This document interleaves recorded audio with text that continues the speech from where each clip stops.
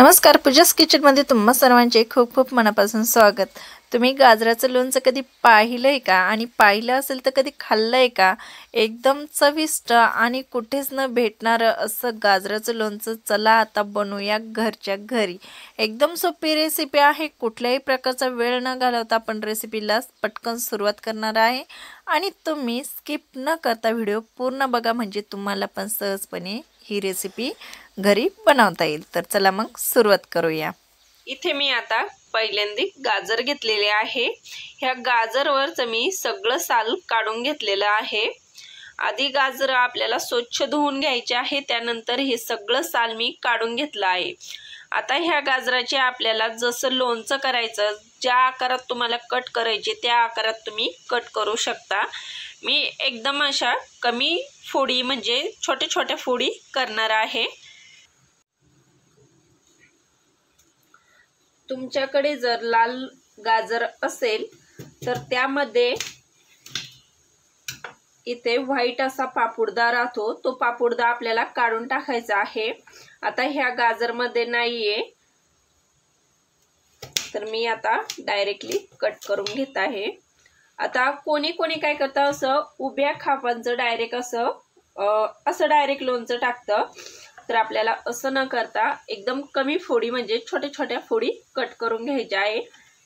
ह्या आकाराच्या मी अशा फोडी कट करून घेणार आहे।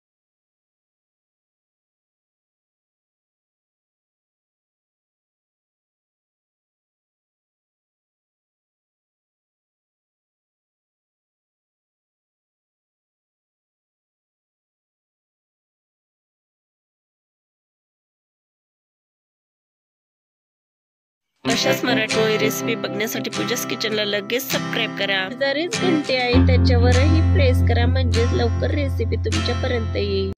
इथे आता पावडर करून घेतलेली आहे बडीशेप, मेथी आणि मोहरी यांची।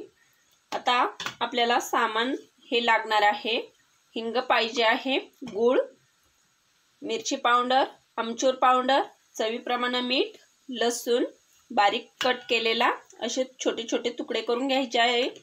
तुम्हाला जर पेस्ट करायची असेल तर तुम्ही पेस्ट पण करू शकता। इथे मी लवंग आणि मिरे घेतलेले आहे, एक लिंबू घेतलेला आहे आणि हळद पावडर लागणार आहे। तर आता आपल्याला एक तडका करून घ्यायचा आहे आणि हे जसे जसे जिन्नस यात टाकायचे आहे ते व्यवस्थित मिक्स करून घ्यायचे आहे। तर चला पुढची प्रोसेस करूया। आता तेल तापायला ठेवलं आहे, साधारण 1 कप इतकं तेल टाकलेलं आहे। आता त्यात ह्या पाकळ्या टाकायच्या आहे लसणाच्या कट केलेल्या। ह्या पाकळ्या व्यवस्थित परतावून घ्यायच्या आहे। त्यानंतर टाकायचे आहे मिरे आणि लवंग, यांना पण व्यवस्थित असं परतावून घ्यायचं आहे। आता गॅस बंद करून टाकायचा आहे। त्यात टाकायचे आहे लाल मिरची पावडर आणि अर्धा चम्मच हळद पावडर, यांना व्यवस्थित मिक्स करून घ्यायचं आहे। आणि यातच टाकायचं आहे आता हिंग। आता हिंग मी थोडा जास्त टाकणार आहे, एक अर्धा चम्मच, छोटा अर्धा चम्मच घेतलेला आहे। आता यात आपल्याला जे बारीक बारीक काप केलेले होते गाजराचे हे टाकून द्यायचे आहे। गॅस हा बंद केलेला आहे, गॅस बंद करून टाकायचा आहे। यात टाकायचे आहे जी बडीशेपची पावडर केली होती, बडीशेप, मेथी। आता यात टाकायचे आहे आमचूर पावडर, आमचूर पावडर 1 चम्मच घेतली आहे, याने चव खूप छान येते। चवीपुरतं मीठ टाकून घ्यायचं आहे आणि लिंबाचा रस टाकून घ्यायचा आहे। लिंबाचा रस आपल्याला टाकायचाच आहे। लिंबाच्या रसाने खूप छान टेस्ट येते आणि गूळ आपल्याला हा नंतर न टाकायचा आहे हे मिक्स केल्यानंतर।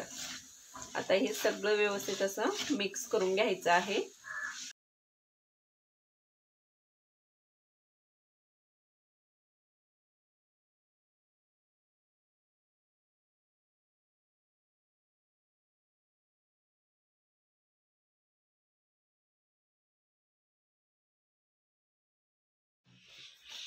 गुळ हा तुम्हाला टाकायचा असेल म्हणजे आवडत असेल तर टाका, नाही टाकला तरी काही हरकत नाही, पण गुळाने खूप छान टेस्ट येते आपल्या लोणच्याला।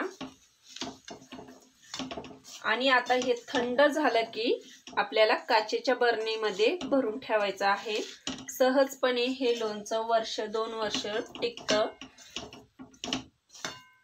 तर आता आपण एक अर्धा तास थंड व्हायला ठेवून देऊया।